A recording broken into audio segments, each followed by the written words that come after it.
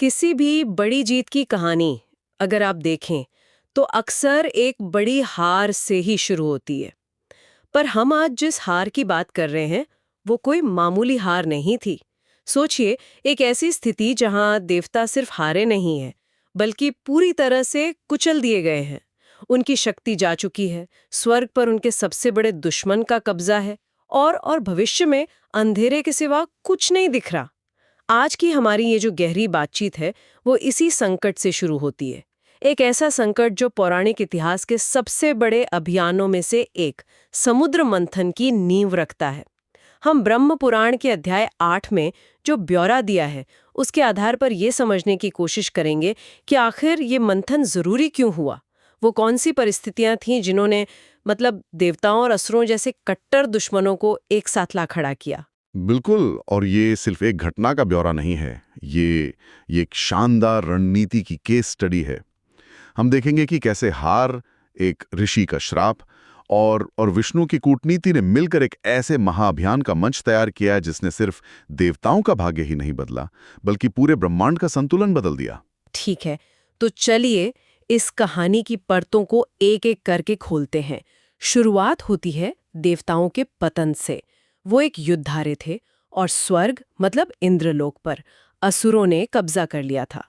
इस जबरदस्त जीत के पीछे मुख्य चेहरा कौन था? वो थे दैत्यों के राजा बलि। पुराणों में बलि का वर्णन बड़ा दिलचस्प है। उन्हें सिर्फ एक क्रूर विजेता की तरह नहीं दिखाया गया बल्कि एक कुशल प्रशासक के तौर पर भी दिखाया गया है।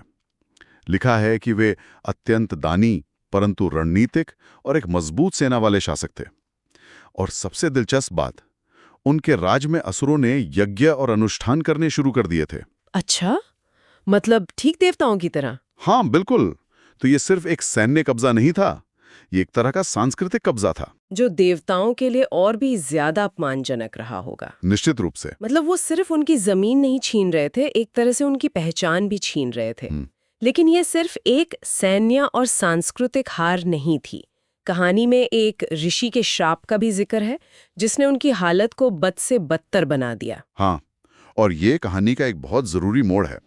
हुआ ये था कि देवताओं ने अपने ऐश्वर्य और शक्ति के अहंकार में दुर्वासा ऋषि का अपमान कर दिया। उन्होंने ऋषि के दी हुई एक माला का सम्मान नहीं किया और दुर्वासा ऋषि तो अपने क्रोध के लिए जाने जाते हैं। उन्होंने तुरंत श्राप दिया, तुम्हारा सारा ऐश्वर्य, तुम्हारी सारी शक्ति, तुम्हारा तेज, सब कुछ खत्म हो जाएगा। ये दिलचस्प है कि श्राप का असर सिर्फ आध्यात्मिक नहीं था बल्कि शारीरिक भी था। आमतौर पर हम श्राप को भाग्य की मार मानते हैं, लेकिन यहाँ तो उसका असर सीधा युद्ध के मैदान पर दिख रहा था। बिल्कुल, ये कोई साइकोसोमैटिक रिएक्शन नहीं था, ये वास्तविक था। स्रोत बताता है कि श्राप के बाद देवताओं के शरीर भारी हो गए, वो कमजोर और रोगग्रस्त होने लगे। अच्छा। उनकी लड़ने की क्षमता ही खत्म हो गई। हाँ। और दूसरी तरफ असुरों का बल और तेज वो दिन प्रतिदिन बढ़ता जा रहा था। तो सोचिए, एक तरफ आपका दुश्मन पहले से ज्यादा मजबूत हो रहा है और दूसरी तरफ आप अंदर से खोखले होते जा रहे हैं। हाँ। आपकी लड़ने की इच्छा शक्ति और शारीरिक क्षमता दोनों ही खत्म हो रही हैं। ये तो किसी भी सेना के लिए सबसे बुरा सपना है। तो इस निराशाजनक स्थिति में जब सब कुछ हाथ से निकल चुका था, देवता मदद के लिए किसके पास गए? जब कोई रास्ता नहीं बचा तो वे सबसे पहले सृष्टि के रचयिता ब्रह्मा के पास गए। ब्रह्मा ने उनकी हालत देखी और अपनी सीमाओं को समझते हुए कहा कि इस समस्या का समाधान मेरे पास नहीं है। हाँ। इसका हल केवल संरक्षक यानी विष्णु ही कर सकते हैं। हाँ। तब सारे देवता ब्रह्मा जी को साथ लेकर क्षीर सागर के तट पर पहुंचे और विष्णु की स्तुति करने लगे। वो उनके आखिरी उम्मीद थे। बिल्कुल। और यहीं पर कहानी एक बहुत ही एक अप्रत्याशित मोड़ लेती है। विष्णु ने उन्हें असुरों से लड़ने या कोई दिव्य अस्त्र देने का सुझाव नहीं दिया। उन्होंने एक ऐसी योजना सामने रखी जो सुनने में ही अजीब लगती है। अगर हम इसे बड़ी तस्वीर से देखें तो ये एक मास्टर स्ट्रोक था। विष्णु ने स्थिति का विश्लेषण किया। देवता लड़ने की हालत में थे ही नहीं, बिल्कुल नहीं थे, और असुर अपनी शक्ति के चरम पर थे। सीधी लड़ाई का मतलब था देवताओं का निश्चित विनाश। इसलिए उन्होंने एक ऐसी योजना बनाई जिसमें लड़ना ही नहीं था। उन्होंने कहा, तुम असुरों के साथ संधि कर लो। 1 मिनट, संधि कर लो? अपने उस दुश्मन से जिसने तुम्हारा सब कुछ छीन लिया है? एक हारी हुई निराश सेना के लिए ये सुनना कितना अजीब रहा होगा। बिल्कुल। विष्णु ने कहा, तुम अकेले कुछ नहीं कर सकते, तुम्हें असुरों की शक्ति की जरूरत पड़ेगी। जाओ और उनके साथ मिलकर समुद्र का मंथन करो। उन्होंने एक साझा लक्ष्य सामने रखा, अमृत। अमरता का लालच। हाँ, ये एक ऐसी योजना थी जिसमें असुरों की शक्ति का ही इस्तेमाल उनके खिलाफ होना था और उन्हें इसका पता भी नहीं चलना था।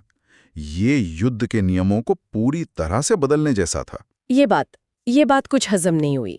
असुर अभी अभी जीते हैं, वे सत्ता में हैं। वो अपने हारे हुए दुश्मन के साथ कोई डील क्यों करेंगे, खासकर जब उन्हें पता हो कि सबसे ज्यादा मेहनत उन्हीं को करनी पड़ेगी। क्या बलि इतने भोले थे या उन्हें लगा कि वे देवताओं को फिर से धोखा दे सकते हैं? ये एक बेहतरीन सवाल है और इसका जवाब असुरों के मनोविज्ञान में छिपा है। देवता जब बलि के पास संधि का प्रस्ताव लेकर गए तो बलि और उसके सलाहकारों ने इस पर विचार किया। उन्हें दो बातें समझ में आईं। पहली, अमृत का लालच। अमरता का विचार तो किसी को भी आकर्षित कर सकता है, लेकिन दूसरी और ज्यादा जरूरी बात थी उनका अहंकार। मतलब उन्हें अपनी ताकत पर कुछ ज्यादा ही भरोसा था। हाँ, उन्होंने सोचा देवता कमजोर हैं, शक्तिहीन हैं, वे हमारा मुकाबला कर ही नहीं सकते। मंथन में मेहनत हम करेंगे और जब अमृत निकलेगा तो हम अपनी शक्ति के बल पर उसे भी छीन लेंगे। अच्छा, इसमें हमारा क्या नुकसान है? वो देवताओं को एक तरह से दया का पात्र समझ रहे थे, एक बराबर का भागीदार नहीं। और यही उनकी सबसे बड़ी गलती थी। बिल्कुल, उन्होंने देवताओं की कूटनीति को उनकी कमजोरी समझ लिया। तो ये कोई बराबरी का सौदा था ही नहीं। सतह पर ये एक गठबंधन था, लेकिन अंदर ही अंदर दोनों पक्ष एक दूसरे को धोखा देने की योजना बना रहे थे। बिल्कुल, पुराण कहता है कि जब असुरों ने हाँ कहा तो देवता मन ही मन मुस्कुराए, क्योंकि उन्हें विष्णु की योजना पर पूरा भरोसा था।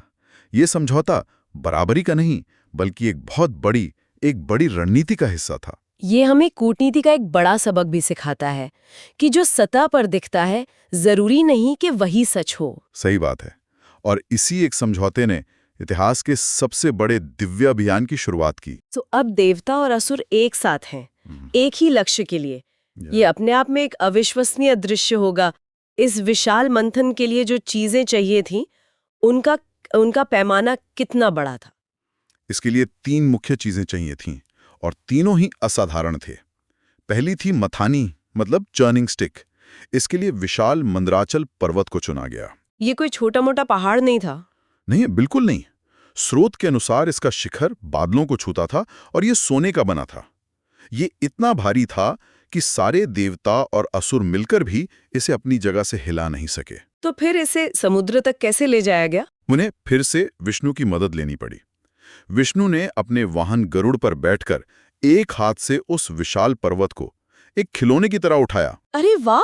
और क्षीर सागर में स्थापित कर दिया। ये एक तरह से असुरों को ये याद दिलाना भी था कि वो जिसकी मदद ले रहे हैं वो असल में कितना शक्तिशाली है। ठीक है, तो मथानी आ गई। अब इतने विशाल पर्वत को घुमाने के लिए किसी असाधारण रस्सी की जरूरत पड़ी होगी, कोई ऐसी चीज जो ना टूटे ना घिसे। हाँ, और इसके लिए नागों के राजा वासुकी से प्रार्थना की गई। उन्हें मनाया गया कि वे मंथन के लिए रस्सी बनने को तैयार हो जाएं। और जैसे ही वासुकी पर्वत से लिपटे, एक और रणनीतिक खेल शुरू हुआ। अच्छा, सवाल उठा कि कौन सा पक्ष सिर की तरफ रहेगा और कौन पूंछ की तरफ। जाहिर है कोई भी जहरीले नाग के मुंह की तरफ तो नहीं खड़ा होना चाहेगा। पूंछ की तरफ रहना ही सुरक्षित लगता है। देवताओं ने भी यही सोचा, लेकिन असुरों ने अपने अहंकार और शक्ति के प्रदर्शन में कहा, हम श्रेष्ठ हैं, हम ज्यादा शक्तिशाली हैं, इसलिए हम सिर की ओर खड़े होंगे। पूंछ पकड़ना तो वीरों का काम नहीं है। और विष्णु ने क्या किया? उन्होंने कोई बहस नहीं की। उन्होंने बस मुस्कुराकर कहा, तथास्तु। तथास्तु। उन्होंने बहस करने की जरूरत ही नहीं समझी। ये शतरंज की उस चाल की तरह था जहां आप अपने विरोधी को जानबूझकर एक ऐसा मोहरा लेने देते हैं जो असल में एक जाल है। क्या बात है! क्या बात है! विष्णु जानते थे कि जब हजारों साल तक मंथन चलेगा और वासुकी को खींचा जाएगा तो उसके मुख से भयंकर विष और अग्नि की ज्वालाएं निकलेंगी और वो सीधा असुरों पर जाएंगी। हाँ, ये जहर और धुआं असुरों को लगातार कमजोर करता रहेगा, जबकि पूंछ की तरफ खड़े देवता इससे सुरक्षित रहेंगे। तो एक बार फिर असुरों का अहंकार ही उनकी सबसे बड़ी कमजोरी बन गया। बिल्कुल। तो पर्वत आ गया, रस्सी भी आ गई, और तीसरा तत्व स्वयं क्षीर सागर था जहां ये सब होना था। इस पूरी योजना के पीछे विष्णु का असली उद्देश्य क्या था? क्या ये सिर्फ देवताओं को अमृत पिलाकर उन्हें अमर बनाना था, या इसके पीछे कोई और बड़ा मकसद था? स्रोत इसे बहुत स्पष्ट रूप से बताता है। ये सिर्फ अमृत पाने का अभियान नहीं था, ये धर्म की पुनर्स्थापना थी। धर्म की पुनर्स्थापना? हाँ, और यहाँ धर्म का मतलब सिर्फ पूजा पाठ नहीं, बल्कि ब्रह्मांडीय संतुलन है, द कॉस्मिक बैलेंस। ये कहानी बता रही है कि जब अहंकार और ब्रूट फोर्स मतलब पाश्विक शक्ति हद से ज्यादा बढ़ जाए तो उसे हराने के लिए सिर्फ शक्ति नहीं बल्कि बुद्धि और रणनीति, भले ही उसमें थोड़ा छल शामिल हो, उसका इस्तेमाल भी धर्म का ही हिस्सा है। तो ये एक मल्टी लेयर्ड प्लान था। हाँ, योजना बहुत गहरी थी। पहला चरण, असुर अपनी शक्ति से पर्वत उठाएंगे और मंथन का सारा भारी काम करेंगे, क्योंकि देवता तो कमजोर थे। दूसरा चरण, वासुकी का जहर उन्हें शारीरिक रूप से और भी कमजोर करेगा। और अंतिम और तीसरा चरण, जब अमृत निकलेगा। हाँ, जब अमृत निकलेगा तो विष्णु मोहिनी रूप धारण करके ये सुनिश्चित करेंगे कि अमृत केवल देवताओं को ही मिले और असुरों को उनके परिश्रम का कोई फल ना मिले। तो अंततः देवताओं को शक्ति वापस मिल जाएगी और असुरों का पतन शुरू होगा। ये एक ऐसी रणनीति थी जिसमें हर कदम पर असुरों को लगता रहा कि वो जीत रहे हैं, जबकि वास्तव में वो अपनी ही हार की नींव रख रहे थे। बिल्कुल, ये सिर्फ एक युद्ध नहीं था, ये ब्रह्मांड के संतुलन को फिर से स्थापित करने का एक महायज्ञ था। और फिर वो क्षण आया जब सब कुछ तैयार था। पर्वत अपनी जगह पर, वासुकी रस्सी के रूप में लिपटे हुए और दोनों सेनाएं आमने सामने खड़ी थीं। लेकिन इस बार दुश्मन के तौर पर नहीं, बल्कि सहयोगी के तौर पर। हाँ, सहयोगी के तौर पर। उस क्षण का दृश्य कैसा रहा होगा? अध्याय के अंत में एक बहुत ही महाकाव्य पंक्ति आती है जो उस क्षण की भव्यता को दर्शाती है। देव, दानव, नाग, पर्वत और समुद्र सभी मिलकर जब एक हुए तब विश्व का इतिहास बदलने लगा। मंदराचल को समुद्र में रखा गया, वासुकी को उस पर लपेटा गया और दोनों पक्ष अपनी अपनी जगह खड़े हो गए। समुद्र मंथन का महान दृश्य शुरू होने ही वाला था। और स्रोत ये भी बताता है कि ये तो सिर्फ शुरुआत है। अगले अध्यायों में मंथन से निकलने वाली अद्भुत चीजों का वर्णन शुरू होगा, जैसे हलाहल विष, देवी लक्ष्मी, ऐरावत हाथी और अंत में अमृत। तो आज हमने देखा कि समुद्र मंथन कोई अचानक घटी घटना नहीं थी। ये एक बड़ी हार, एक गहरे संकट और एक उससे भी बड़ी रणनीति का नतीजा था। इसके पीछे देवताओं का अहंकार और पतन था, दुर्वासा ऋषि का श्राप था और इन सब से ऊपर विष्णु की बहुत ही गहरी और कूटनीतिक योजना थी, जिसने ब्रह्मांड के दो सबसे बड़े दुश्मनों को एक साथ काम करने पर मजबूर कर दिया। ये कहानी हमें दिखाती है कि कैसे संकट के समय सीधे टकराव के बजाय सहयोग और रणनीति के रास्ते भी तलाशे जा सकते हैं, भले ही उस सहयोग के पीछे के इरादे कुछ और हों। विष्णु ने शक्ति का नहीं बल्कि बुद्धि का प्रयोग किया। उन्होंने स्थिति का विश्लेषण किया और एक ऐसा समाधान निकाला जो उस समय के लिए सबसे ज्यादा प्रभावी था।